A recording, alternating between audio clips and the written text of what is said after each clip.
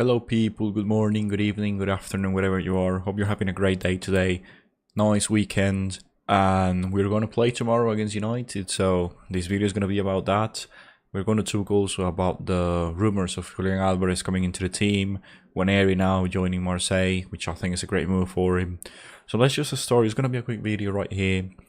I just wanted to touch first on the trade rumors, and we possibly buying Julian Alvarez, and I think that's going to be a great signing if it happens, and makes me happy as an Arsenal fan that finally we're linked to the best available players. And I have to touch on that because at the start of the transfer window, at the start of the season, going for Gyökeres, going for Hincapié, going for Nwaneri, which a lot of fans were not happy about, but the amount of guys that we bought into this team showed me that we were looking serious to win trophies this season, and that's exactly what's happening right now. As you guys could see, like, first in the Champions League, first in the Premier League, and we have to say we are first, and we're not even playing the best football that we can. We're basically, kind of dependent on the set pieces, the corners, but we are still fighting to win the league. We're still 7 points ahead. Now it's 4 because, of course, Man City won against Wolves 2-0. That makes us basically obligated to win tomorrow's game against Man United, but which I'm going to touch on that later. But even though we haven't played the best football that we can produce with the players that we have, we're still first on every competition in terms of Champions League, Premier League. We're still fighting for the FA Cup. We're still fighting for the Carabao Cup semi-final. We already beat Chelsea in the first leg. So when you have a season like the one we've had at the moment, even though I haven't been happy with the way we played, the way the manager sets up some of the games and the changes that the manager does makes no sense in my opinion, we're still first and we're still competing for every competition that we can possibly win. And now you get Alvarez, the Alvarez rumors, and he's a world-class player. A lot of fans have been talking about what are you going to do with Jesus, with Havertz, with Odegaard and Gyökeres. Well, in my opinion, the Alvarez signing makes a lot of sense if it happens, because first of all, you're getting a quality player, one of the best strikers in the world right now. He can generate his own goal, which is something that we lack. We've talked about a lot of Gyökeres not getting assistance from the players that are not passing the ball to him. We're not even playing to the places that he makes the runs to. Like, we are talking about that and how we've lacked to find him on the pitch. Julian Alvarez is a guy that can get the ball for you, and he can take on 2-3 players and score a goal, generate his own chance, pass it to someone making the runs. He has creativity for a striker. He has the physicality. The game we played against them this season in the Champions League, he was literally going toe-to-toe against Saliba and Gabriel. And because of how fast he is and how he's able to manage his own body and just get into the defender's body, he can still get the ball. I think he's physically very gifted. That's something that we need. He can hold on to the ball, make a pass, generate and create an opportunity for us. He can make Saka and Martinelli or Trossard or Nwaneri get involved in the action when it comes to attacking, and that's something that we don't have with Gyökeres, that we kind of have with Jesus, but not 100%. He's not that type of player. He's coming off an injury. We lost what Jesus could bring in terms of getting everyone involved. And when he comes into the pitch, Gabriel Jesus, we don't see him that good in terms of generating chances for us. I know he scored against Inter twice, and he has been active, but not as much as we want in him to be active. So buying Julian Alvarez makes a lot of sense, because you're getting a player that is at his peak, has the experience. He already played for Man City. We already know he's Premier League proven. He went into Spain, played great football, international wise, in the Champions League. He has been very good.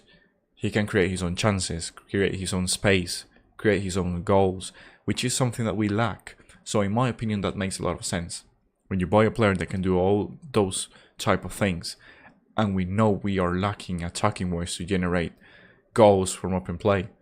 You bring Alvarez into the team, and then you have an option to score from open play. You have an option to unlock the attack. We know that Odegaard is not creative. Eze has had issues. Gabriel Jesus, he makes those passes that are very good, and we saw against Inter, for example, but that's not something that he's going to do all games. And then that's why it makes sense for me to bring Alvarez into the team. He has all those qualities. He is a world-class player for the quality of football that we play right now around the world. He is a world-class player. And that's something to add to the team that we have. That makes other teams being afraid of us. We're looking serious now to win competitions. That's what we want. It's a dream come true to see Arsenal now finally going for the best available players. And I think Julian Alvarez is a great signing. If it happens, hopefully it will. And that's a guy that's going to help us to unlock offensively the things that we've lacked this season. And I think the competition is going to be with Gyökeres.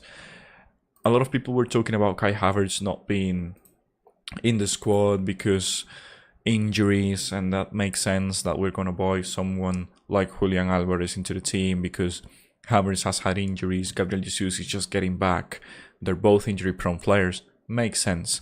And a lot of people are also talking about selling one of the two, and I think that's not the case.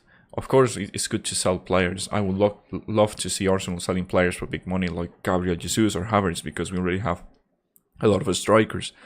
But we have to mention that Kai Havertz also played as an attacking midfielder for Leverkusen. Let me just look at the stats right here.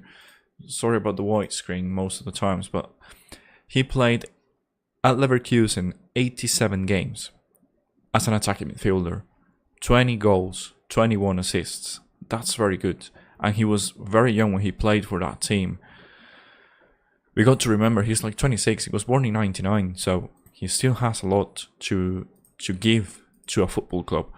And as an attacking midfielder at Leverkusen, he was very good. When it comes to Chelsea, he played as an attacking midfielder 55 games, 10 goals, 11 assists. The quality dropped, kind of.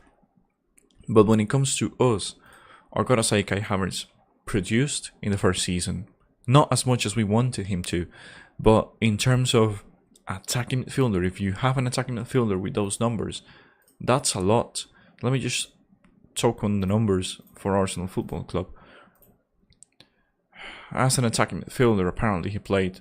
Let me just take a look at it. I'm gonna take some filters off. And we also have to remember he played as a false 9 for us most of the times. So he has played a total of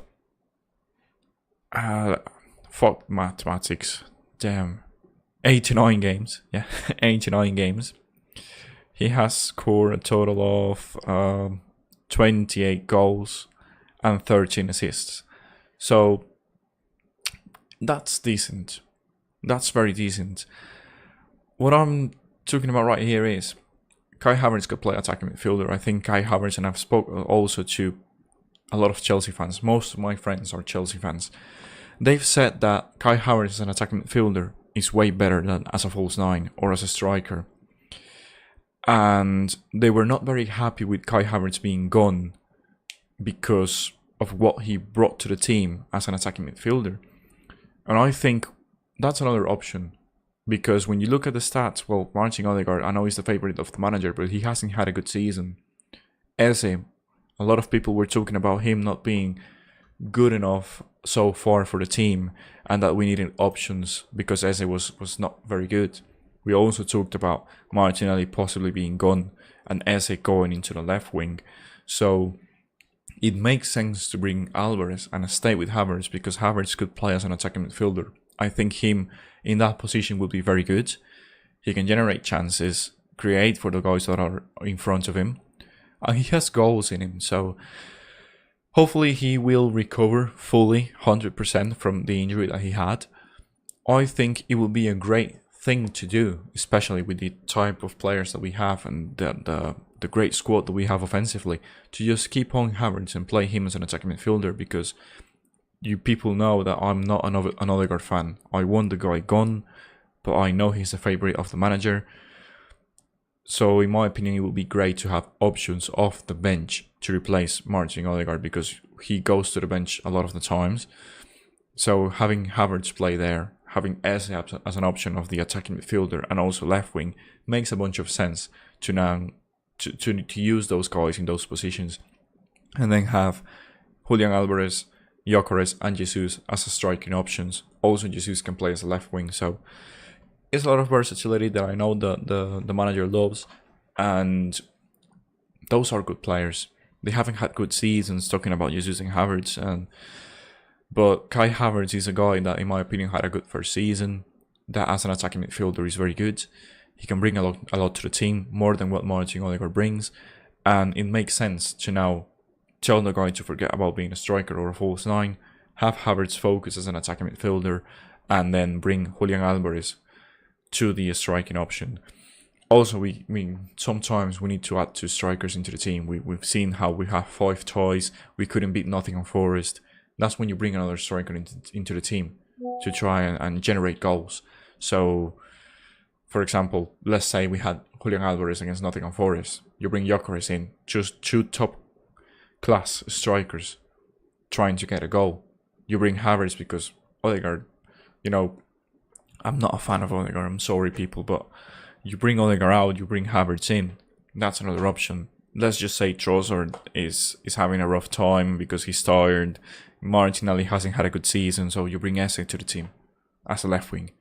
You have a different attack from what you started with, and you have a lot of options to try and score a goal and save us from a tie. So it makes sense to bring Julian Alvarez, makes sense to have Kai Havertz as an option of the attacking midfielders that we have as a second option, maybe, and have Eze to play on the left wing, to play as an attacking midfielder also as another option. So it makes sense to bring Julian Alvarez. I don't think we need to sell players right now in those areas, because we need as many options as we can to end the season.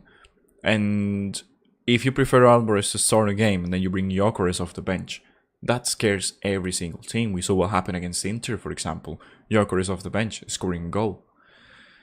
That's great to have. That's a nice issue for the manager, because he's going to have too many players available. So happy with the links. Hopefully it's going to happen. Then Nwaneri, that's another guy that we wanted to talk to, because he left on loan to Marseille. So you're going to need options attacking wise. I know the manager hasn't used him. The manager doesn't trust Ethan Nwaneri. He hasn't played for us too much this season. So now getting Havertz as an attacking midfielder option, that's good to have. And we know Havertz is one of the favorites of the manager as well. So very good to see. On Nwaneri leaving to Marseille, I think that's an intelligent move for him individually. I think he needs game time, he needs experience. In Marseille, he's going to play, and he's a talented guy. He needs game time. And if the loan move goes great for him, it's going to be nice to have him. Even if we cash him out, which is not my first option, I want the guy to stay, but if we cash him out and has a good season for Marseille, we could sell him for big money. So I think for Nwaneri individually, it was the best thing he could have done. France is a great opportunity for him to develop his game, to play, to get some minutes. He's joining a good team in Marseille, so very nice to see the guy leaving for a club that's going to take him in consideration for every single game that they play.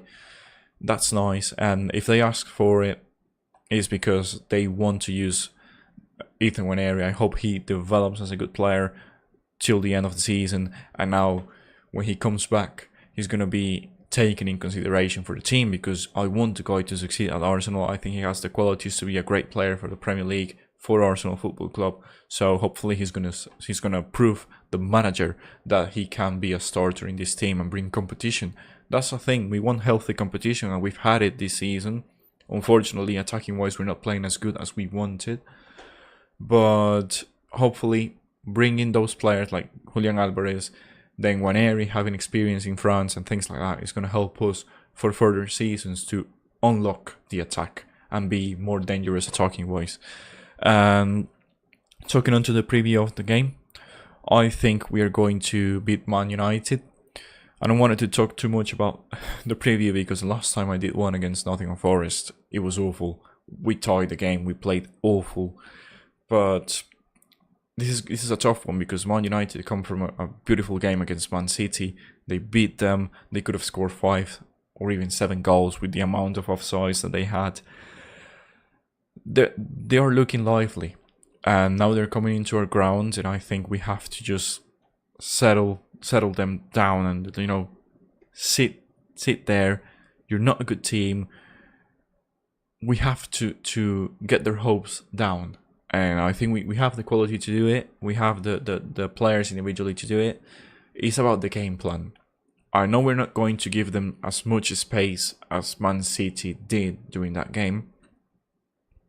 Our defense is better than Man City's, in my opinion. So it's going to be a tough game for Man United, but they gave us a lot of trouble when we went to Man United.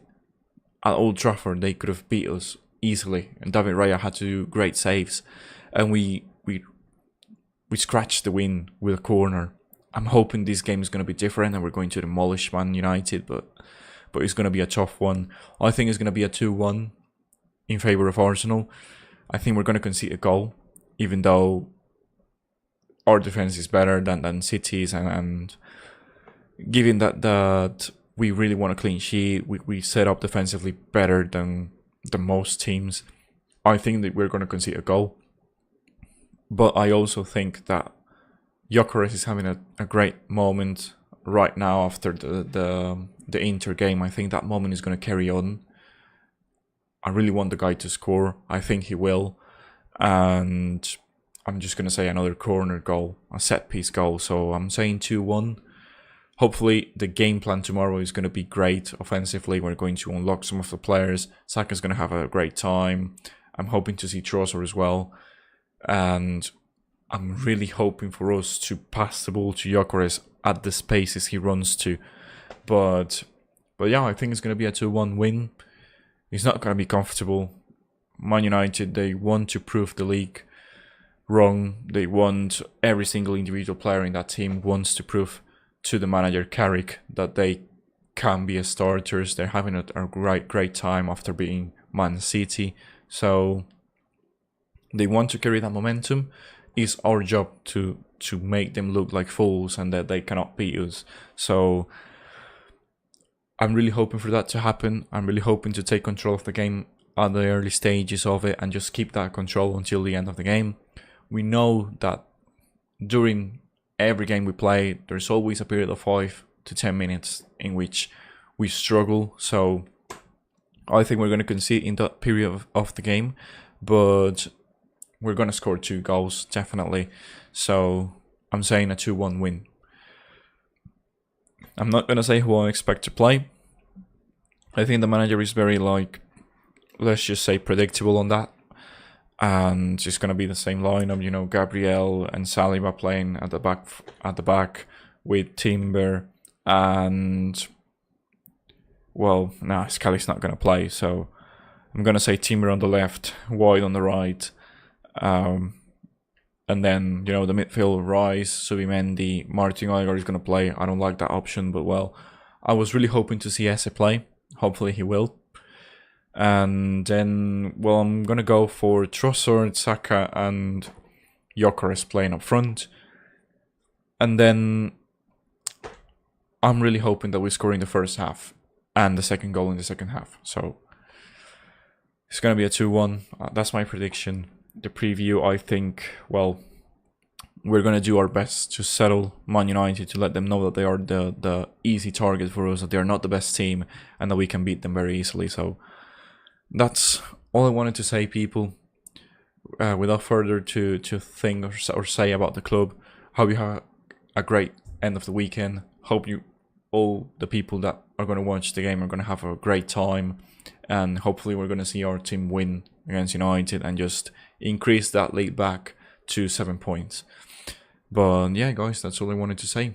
Thank you guys for hearing it. I hope you have a great weekend. I hope we have luck to buy Julian Alvarez and just have more options attacking wise. Just get the best players available, because that's what big clubs do. And it's great to see him linked to our club. And yeah, that's it. Thank you guys for hearing it. Hope you have a great day. Bye bye, and I'll see you tomorrow after the United.